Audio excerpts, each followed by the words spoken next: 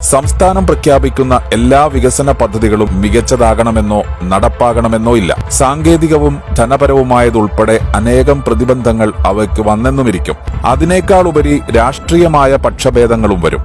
അപ്പോൾ ചില പദ്ധതികൾ പ്രഖ്യാപനത്തിൽ തന്നെ കിടക്കുകയും ചെയ്യും. ഇതൊന്നുമല്ല അങ്ങനെയൊരു പദ്ധതി കേരളത്തിന് വേണ്ട എന്നു തന്നെ ഇരിക്കട്ടെ.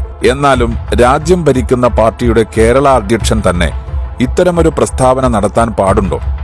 ഇക്കാര്യത്തിൽ BJP നേതൃത്വം പുനർവിചിന്തനം നടത്തേണ്ടിയിരിക്കുന്നു എന്ന വിലയിരുത്തലാണ് പൊതുവെയുള്ളത്. കാസർഗോഡ് മുതൽ തിരുവനന്തപുരം വരെ 4 മണിക്കൂറിൽ എത്തിച്ചേരാൻ കഴിയുന്ന രീതിയിൽ വിഭാവനം ചെയ്ത അർദ്ധ അതിവേഗ റെയിൽവേ പദ്ധതിയായിരുന്നു സിൽവർ ലൈൻ. റെയിൽവേയുടെയും കേരള സർക്കാരിന്റെയും സംയുക്ത സംരംഭമായ K-Rail ആയിരുന്നു പദ്ധതി നടപ്പാക്കേണ്ടിയിരുന്നത്.